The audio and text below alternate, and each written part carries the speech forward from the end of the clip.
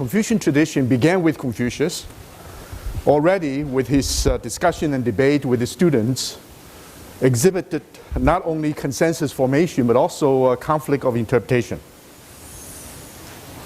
And now after Mencius, who tried hard to provide a very powerful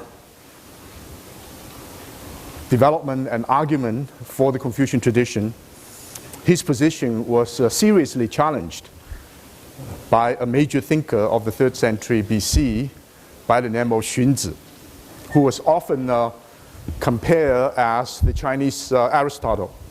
So if Confucius would compare with Socrates, Mencius with Plato, and then Xunzi is the Chinese Aristotle.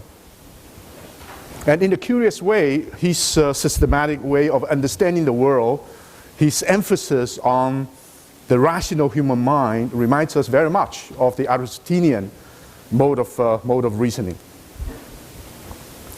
So the diversity of the tradition, the diversity in the interpretation of the way in the Confucian tradition could be understood as a sign of dynamism. I think also in your discussion, in our debate, there are all kinds of different views.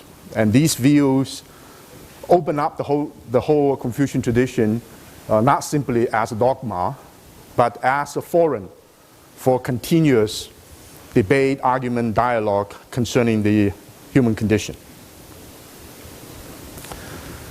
Use one modern example by Edward Shears. A minimum requirement of a tradition is that it will have to be transmitted at least through 3 generations. It has to be transmitted at least twice. And yet the overall agenda remains still reasonably stable. If the later Confucians not only criticized the earlier ones, but in a sense totally changed the agenda, then the tradition was not able to sustain. It was simply disintegrate. If they challenge the premises of the earlier ones by opening up the debate and argument without fundamentally changing the agenda of the discussion, then the tradition becomes vibrant and continuous. This, I think, was actually what happened. The real issues in the life world were greatly debated, and yet they were still shared concerns. I want to name just a few of them as basis for further discussion. All the Confucians, including Xunzi, accepted the view that one of the defining characteristics of being a Confucian is to involve in self-cultivation. This whole idea of Confucianism as self-cultivation philosophy is not being seriously challenged. Everybody accepted. There are different ways of doing it. There are different approaches. There are different views about the effectiveness of one particular approach versus the other. But generally, it is accepted. The other assumption is that government continue to play a very important role in the life of the people. It is not an anti-government in the general sense, anti-government rhetoric. It is the argument in favor of government's responsibility. Humane government as a moral force is important. It's not any kind of argument against the importance of the centralized government. There's always a very strong preference for social order. Any kind of disorder, disintegration is considered detrimental to human flourishing. So social stability, social order is emphasized, and often through the cultivation of family ethics or family values are greatly honored as the basis, not the most important one, but as the basis for personal self-cultivation. There's a tremendous emphasis on the ability to go beyond simply the chaotic state. And yet all of them were engaged in the world here and now. None of them wanted to create a spiritual sanctuary totally outside of the lived world here and now. But all of them, including Xunzi, developed a transcending vision. To accept the world as it is not to accept the status quo. You're in the world. You're fascinated by all the issues, problems concerning the world without creating a spiritual sanctuary outside, but you're absolutely serious that there is a transcending vision The world is not simply what we experience it to be. There's a gap between the ideal and the actual, and our responsibility is to help it to become better. But now, I don't want to underscore that point, but I simply want to mention in passing, a new rhetorical context occurred. This is not a history book. There's no need for you to be seasoned in the kind of Chinese historical moment, but it's useful to note that a new rhetorical context occurred simply because one factor that was not the case with Mencius, but with the case of Xunzi, is the rise of the Qing state. One state in the northwestern part of China, the powerful state, and totally anti-Confucian. The state with particular emphasis on two domains of human experience, agricultural productivity on the one hand, and military might on the other. The state believed the only way to unify China was through brute force, military strategy, very, very much a Machiavellian, a very calculated way of trying to enhance the power of the state, to underscore the importance of agricultural productivity, therefore wealth, and undermine all kinds of other possibilities. There's a tremendous anti-merchant sentiment of the Qing state. Don't believe that merchants played a very important role. They're also very much in control of the artisans. They certainly don't believe the intellectuals should play any role in the society. They were very oppressive, burning books, for example, very oppressive, and ideologically very nervous about the contending opinions offered by the scholars. They put a great deal of emphasis on productivity, agricultural productivity, and military might. At the time, there were other views, other schools, other traditions, such as the Maoists.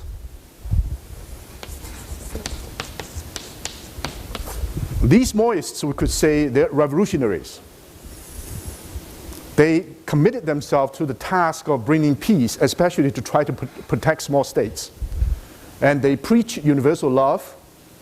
They exercise tremendous internal discipline and organize themselves in fighting against brute forces from the outside. And they, in fact, many of them sacrificed their lives, tried to help to defend smaller states. They were military strategists. Some of them became very, very much skilled in military affairs. These could be considered people, the action intellectuals, who really wanted to preserve peace by devoting themselves to universal love on the one hand as an ideal, and peace through non-defensive, non-aggressive warfare, and teach many of the states to protect themselves. And this group gradually became very much marginalized, and the rise of the Qing state made their life extremely difficult. Then the Taoists, of course, as hermits, left the world and enjoyed themselves in nature and didn't want to be involved in the process. And a new group of people emerged later. We call them the legalists. These were the people, tough-minded strategists, advisors, helped the kings to consolidate their powers. Xunzi lived in a time roughly in the beginning of this process. And the demand for law and order became very obvious. There's no way in this particular situation you're not concerned about power and the exercise of power and how to influence those kings that were the holders of the power to change the course of action. The serious concern at the time was not only inequality, but the rise of the brute force of the Qing dynasty, but also social disintegration. China became somewhat like a restless landscape. And there's a great deal of concern that the major threat was not only to the political order, but to the civilization that had continued for centuries. And it is in this particular context that Xunzi raised serious critique of the Mencius project. You may want to think, you can say we can criticize Mencius from many different angles. But if we are confronted with a new situation, if we want to be effective, if we want to be part of the process of changing the world from within, what are some of the possibilities? Why the Mansion Project doesn't work? We can even anticipate what Xunzi may have in mind. Now, maybe I want to ask, of all the theories you know, all the ideas the Mencius cherished, which ones could be considered as the most vulnerable in this particular context? Which part of the mentioned idea of government, of human nature, of society, of human relationships, of human flourishing appear to be most vulnerable if we're confronted with this new situation? Anyone? Yes? The idea that human beings are entirely perfect. Why? Because if you see turmoil and strife coming from human beings in civilization, how can you assume that they're acting based on it? If you look at the external situation, the world is going down the drain and there are all kinds of conflict and tension, automatically you assume that the whole thesis about human nature is good, is problematical. Is that the consensus? Any other view on this?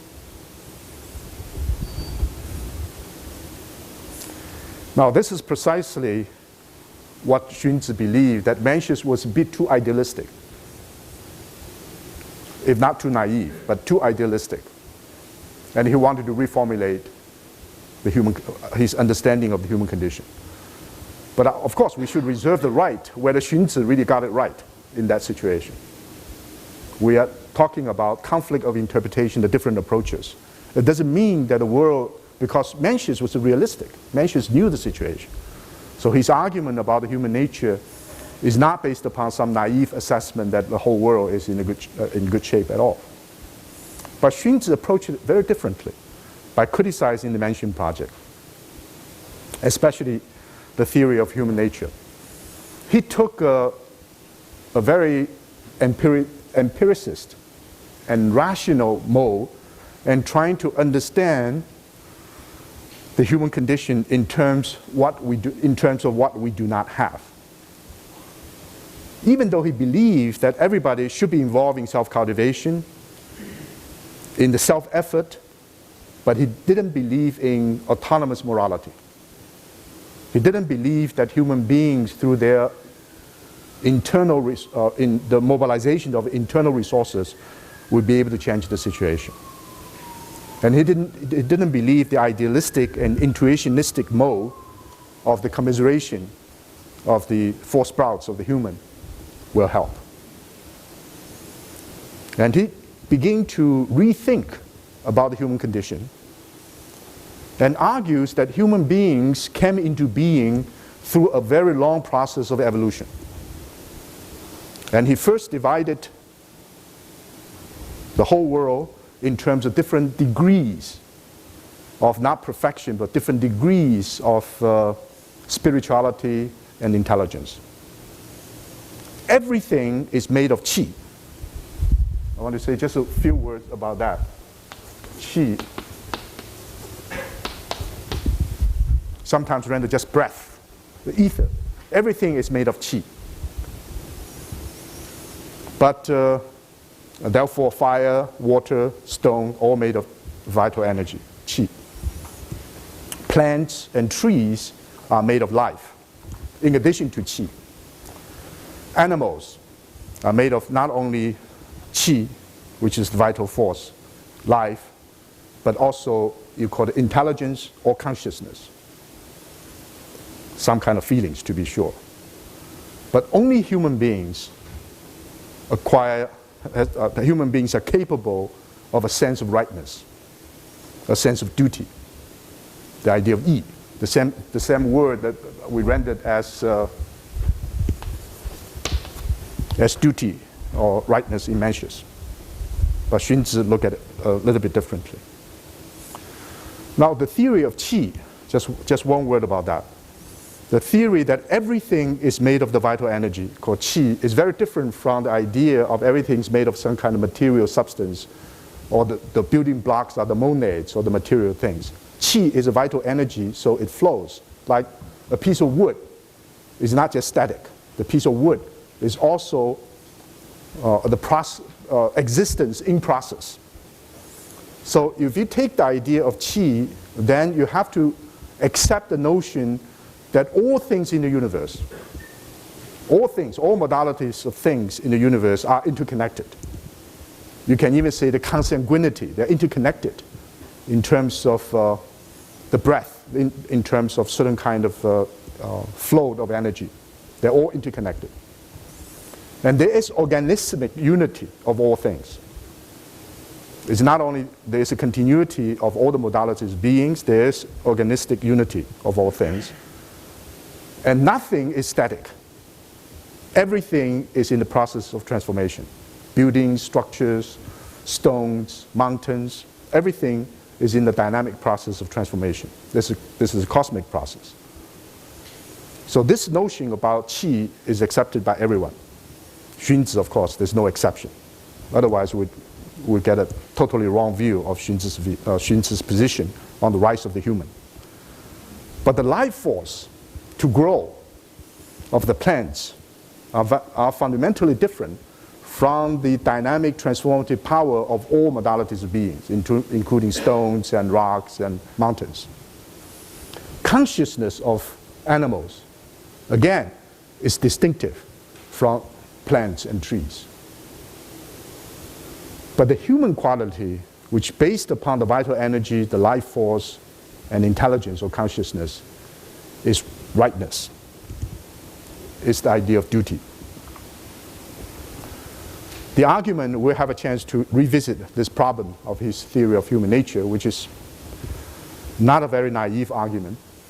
The argument is that human beings come into being as a society. Human beings cannot come into being as individuals. If there's no society, no individual can survive. Now, specifically in his the regulation, this is stated in the Regulations of the King, chapter 45 of our book. Fire and water possess energy but are without life. Grass and trees have life but no intelligence or consciousness. Birds and beasts have intelligence but no sense of duty. Man possesses energy, life, intelligence, and in addition, a sense of duty. Therefore, he's the noblest being on earth. He's not as strong as ox, nor as swift as the horse, and yet he makes the ox and the horse work for him. Why? Because he's able to organize himself in society and they are not. Why is he able to organize himself in society? This is a critical point, because he sets up divisions, even hierarchical divisions.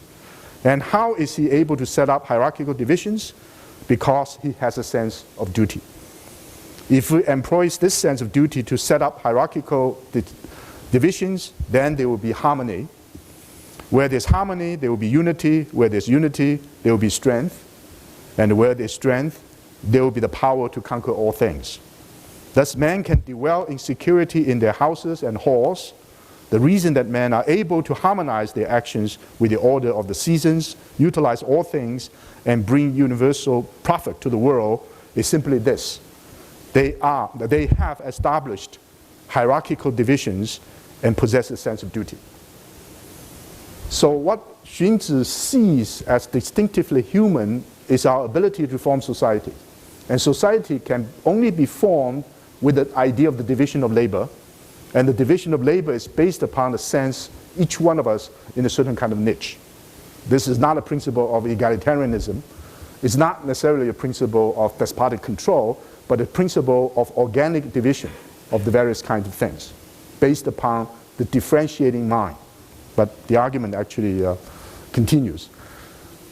Implicit in Xunzi's argument is the dependency need of the human. The dependency need is particularly long of all human beings. A certain kind of tender care is required for the nourishment of the human. It is not only natural, because this is constitutive to our being. We're not as strong, as swift as many other animals, but because we can form social groups. It is absolutely necessary for human survival. And this sense of the human for the sake of survival, therefore people say Xunzi is empiricist, rationalist, and tough-minded. He's trying to see what the real situation is. All right? So there are two basic theses. One is how human beings will be able to survive. The other one is how human beings will be able to continue existence as a species. Very much the social Darwinian idea. And he then formulated, this is a real critique of the mentioned line of thinking, formulated idea that not because the primacy of the social order, deliberate action, conscious activity becomes absolutely necessary.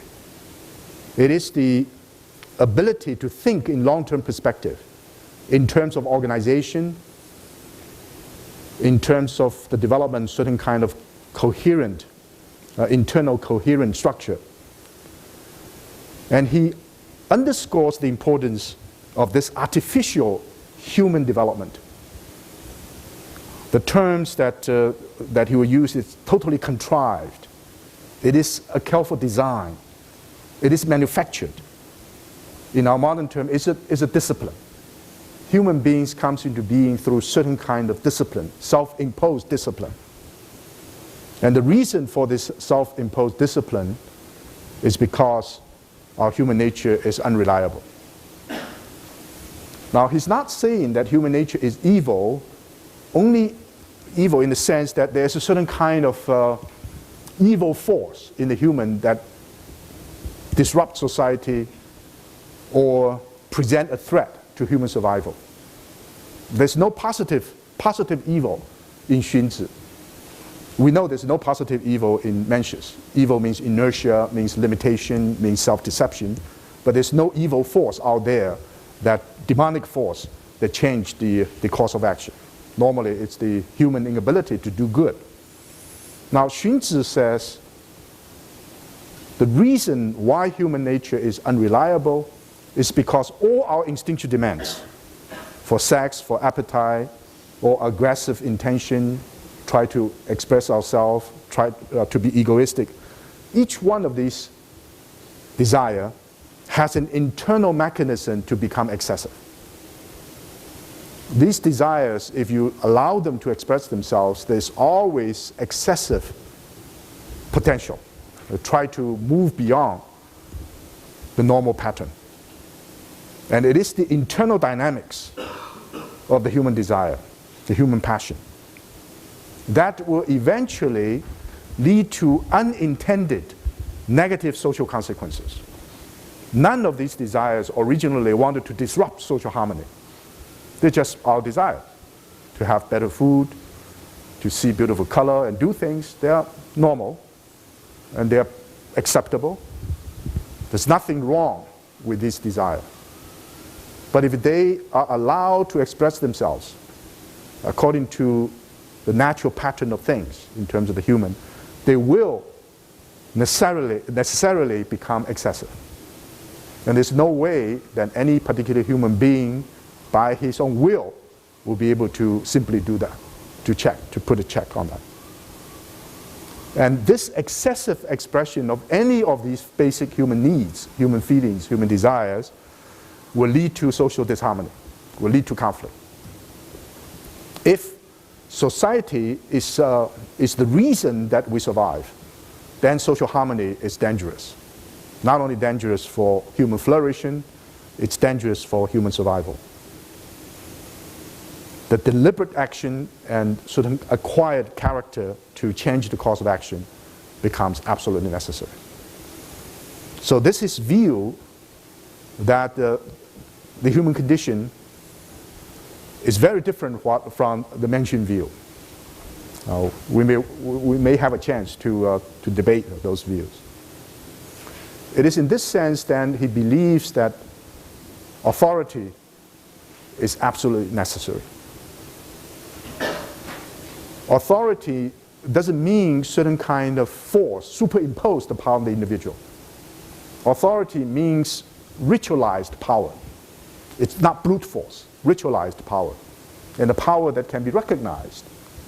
And we voluntarily accept the not authoritarian, accept the authoritative directions because we recognize the significance of it.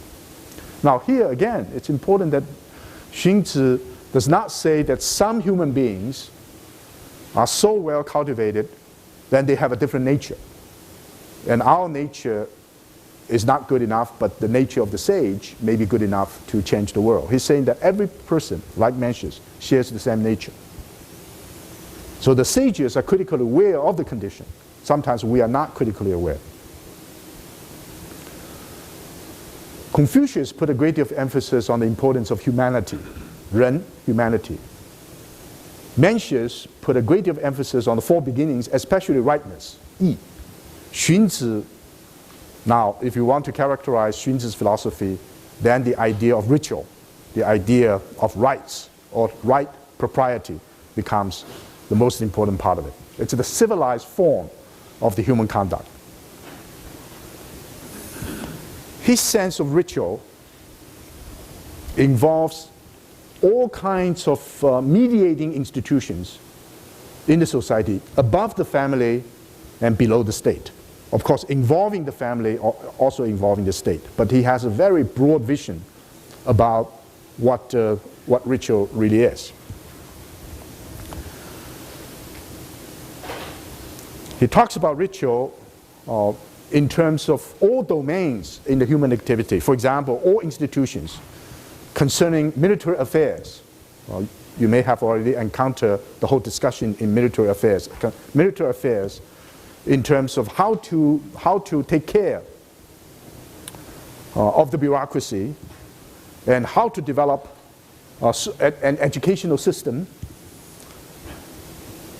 and how to develop community compacts, community social organizations, everything that will develop a civilized mode for helping people to become part of the social order could be considered ritual.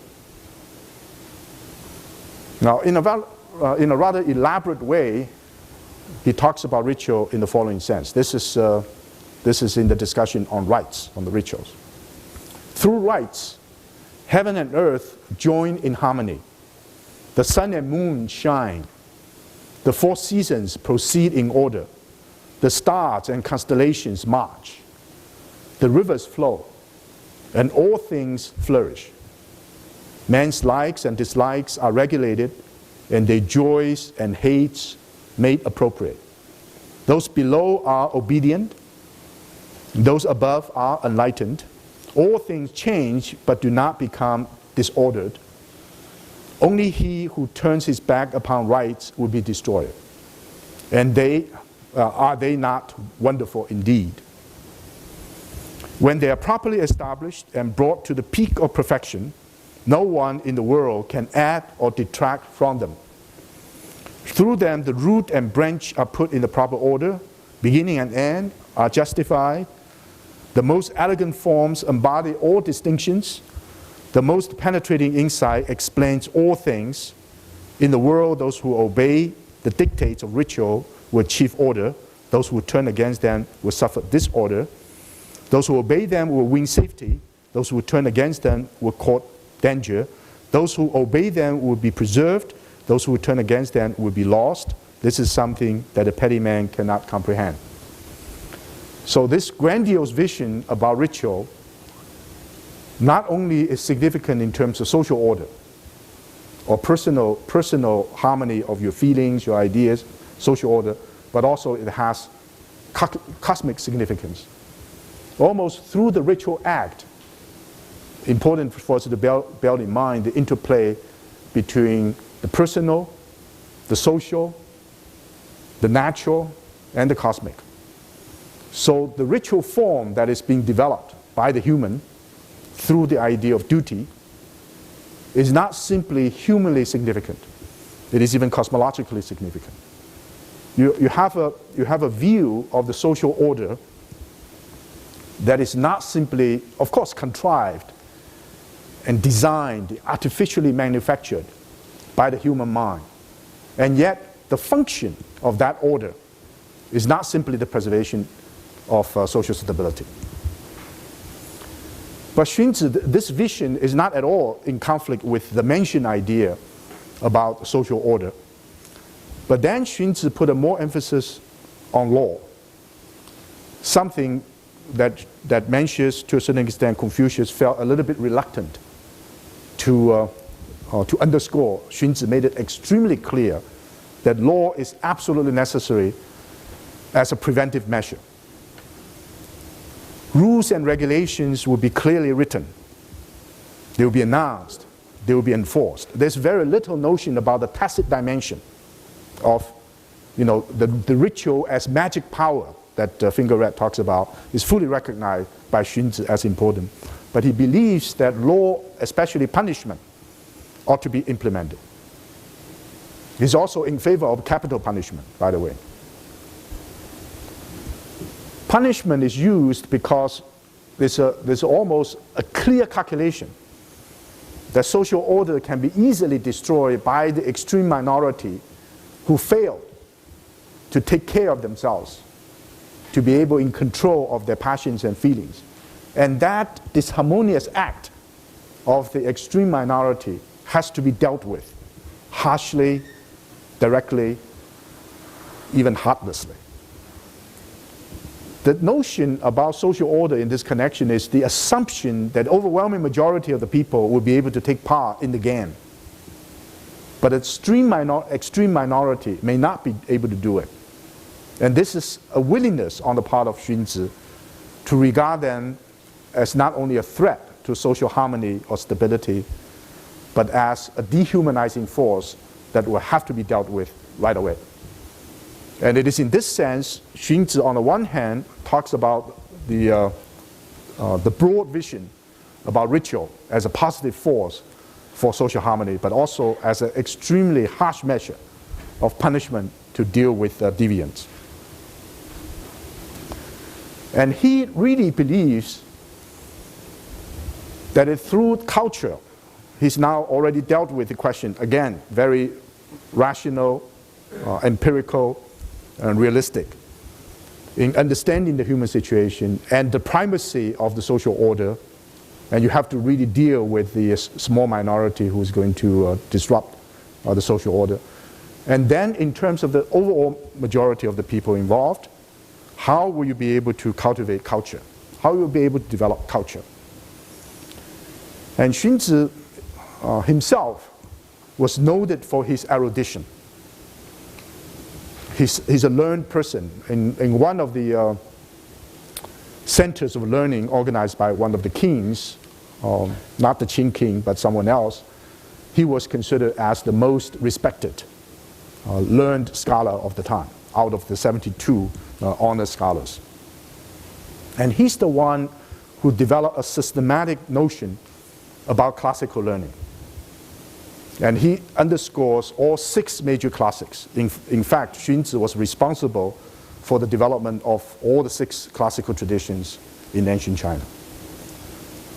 The classic of poetry, the classic of spring and autumn annals later became the classic in terms of history. The classics of the document, the ancient document, concerning the relation, basically concerning the question of governance. How do you run a humane government? And the classic of change, and above all, the classic of rights. But in addition, he also underscored the importance of music. In his discussion of music, he states that music enters deeply into men and transforms them rapidly. Therefore, the former kings were careful to give it the proper form. Where music is moderate and tranquil, the people become harmonious and shine excess. Where music is stern and majestic, the people become well-behaved and shine disorder. When the people are harmonious and well-behaved, then the troops will be keen in striking power, and the cities well guarded, and enemy states would not dare to launch an attack. In such a case, the common people will dwell in safety, take delight in their communities, and look up to their superiors with complete satisfaction. Then the fame of the state will be known abroad, its glory will shine forth greatly, and all people within the four seas will long to become its subjects. Then at last a true king may be said to have arisen. He has this grandiose notion about music as moral transformation. The right kind of music is absolutely necessary. If the music becomes disorderly, the rhythm is not proper, their social order will be also affected.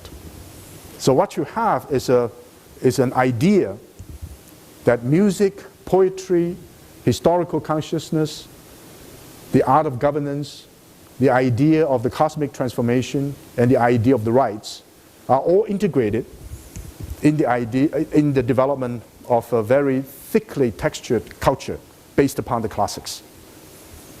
And therefore, learning from Xunzi's point of view is an absolutely necessary process of learning, absolutely process in the acquisition of the basic knowledge from the various kinds of classics. And you can actually envision the classics as Xunzi's idea of the human, not only as aesthetic, poetic being, but also as a historical being, as a social being, as a political being, and also as a metaphysical being.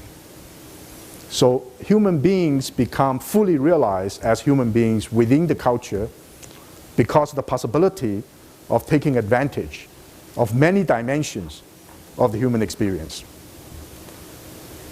This authority, which is objective, outside, not internally generated by anyone, becomes the heritage of the culture. So there's a reverence for culture as the cumulative wisdom of the elders. And you have to be seasoned in the culture to be an integral part of this society. So you can see in the Xunzian mode a very broad and gentle notion about the civilizing influence of culture on the one hand, and a very harsh and direct idea of punishment concerning deviance. The sage in the Xunzian overall design turned out not simply to be an exemplar or a teacher. The notion that inner sageliness and outer keenliness become particularly significant. The sage is a governor. The sage is involved in public works, in building dynamic institutions, sometimes even involving in military affairs. So the sage is a cultural hero by creating order. The sage is no longer someone from the mainstream point of view who sets up the moral standards for the rest of humanity. The sage is in fact an actively participating member of the society in transforming it through hard work, through self-discipline. And the notion of what is a Confucian, what is considered as an ordinary Confucian, also fundamentally changed in the Xunzian idea of human flourishing. The rationalist and the realist turn, on the one hand, becomes very critical of the Mencian idea of the spirit of protest. As we know that Mencius, one of the very important features of Mencian teaching is a kind of a critic, conscience for the people, and to develop the meaning structure of society, arguing against the power of the state and the power holders. These elements are still very relevant when you read Xunzi. By the way, Xunzi, for the first time, you have treatises. These are no longer conversations, no longer recorded sayings, but he himself was the author of these treatises. You can see that he was involved in the debate and argument with kings as a critic, and of course he's always in favor of the people, especially the livelihood of the people. And also he argues forcefully that humanity and rightness are important principles to be observed, not just brute force. In other words, he's involved in this new rhetoric. You have to engage yourself with the king and without abandoning some of his basic Confucian principles. He's involved in that debate. Now, because he's involved in that debate, he's already part of the bureaucracy as an advisor. He's a member of the power elite. In fact, he served as an important official. And in this sense, he's an insider. He's not like Mencius, who is still looking for the proper king to serve. Xunzi, in this case, is already an insider, a concerned and engaged and participated in the process of governing. He gave in a way, a new tonality, a new melody to the idea of rightness, the idea of humanity. He's now not talking about humanity and rightness as a totally alternative vision, totally different from the rules of the game of wealth and power of the time. He's saying that these are, in the long-term perspective, much more effective, much more useful. You cannot preserve social harmony if you only want to preserve it through brute force. He's arguing against the model that's emerging in the Qin dynasty, military might and agricultural productivity. You need to develop other resources to be able to maintain the world. First of all, you need to develop certain kind of social capital. It's not just economic capital. And the term social capital is understood, it's not quantifiable. These are the resources that are not quantifiable. You cannot simply understand them in terms of an effective, useful way of dealing with the world. You have to turn around and understand how they can have the civilized influence in a roundabout way rather than directly involving. This notion about the transformation from within is predicated on an idea of the ethic of responsibility.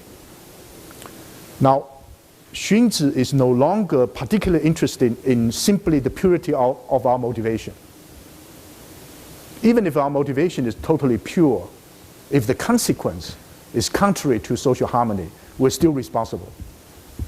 So it is not enough simply to search for the lost heart, search for the lost mind.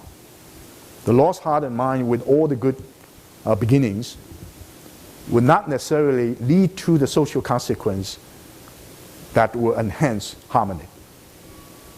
If an action which on the surface is contrary to the idea of humanity, such as capital punishment, but if it has to be done in order to preserve social order, it can be done. Now, Mencius put the argument that even if I obtain the kingdom by executing one innocent person, I'm not going to do that.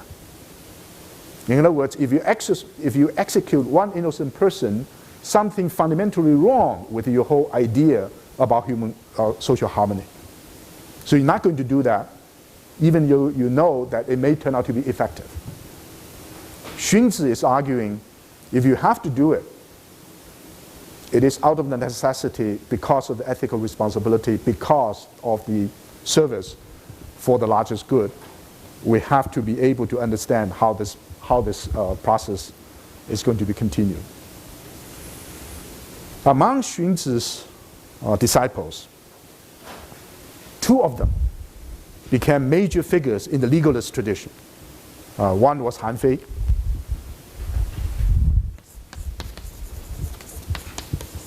The other one was Li Si. Li Si actually became the prime minister for the rising state of Qin, of the Qin state. And Han Fei became the major figure in the development of legalism. Now, Xunzi never anticipated that his involvement in the interpretation of the Confucian message, by criticizing Mencius very powerfully, he in fact opened a new possibility for the development of Confucianism. He never anticipated that. But that new development later became very powerful. It's the rise of what we call authoritarianism. This is very important for us to bear in mind, especially when we want to talk about the relationship between some of these Confucian ideas and the modernistic thinking. Xunzi really perceives, I think correctly, that a very significant aspect of the human heart and mind is the ability to differentiate, to make distinction. There's no possibility of any social organization without distinction. And the distinction from Xunzi's point of view is based upon unequal hierarchical order. But once that vision of distinction is tied to a particular social structure, for example, the authority of the ruler over the minister, the authority of the husband over the wife, the authority of the father over the son. Once you tie it to a particular structure, then whether you like it or not, inadvertently you suffer from paternalism, despotism, and male chauvinism. This turned out to be a very important development in the legalist thinking. Legalism argues very forcefully that society would not, the social order would not be preserved if the authority pattern of the society is being challenged. If the authority of the ruler is being challenged, then the ministers can become rebellious. If the authority of the father is challenged, then family stability will be questioned. If the authority of the husband is challenged, then the possibility of a harmonious relationship within the family will be destroyed. And this is a realistic, in a sense, realistic assessment of the social situation. But implicit in that is the ability to use coercive force. And therefore, the relationship in terms of the reciprocal relationship of the father and son and husband and wife and the ruler and administrator is now being transformed into a one traffic mechanism of control.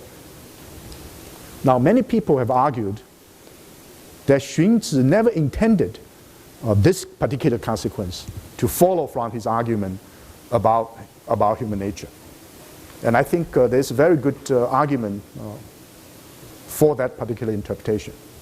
But still, precisely because Xunzi believed that social harmony is much more important than anything else. Social harmony becomes the most important feature of human survival.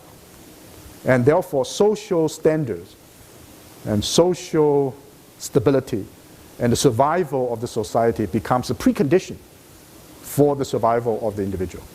Once that position is clearly articulated, then we do have a problem. Whether it is possible eventually to develop a form of human flourishing that will undermine the kind of hierarchical mechanisms of control. Now, whether Confucianism moved into a more authoritarian mode of the Xunzi style or not is a very critical issue for us. For about 400 or 500 years, Xunzi in the Han Dynasty was the most important thinker, much more important than Mencius. Then starting from the 11th, 12th century, Mencius resurfaced as the most important thinker in the Confucian tradition. So the debate continues.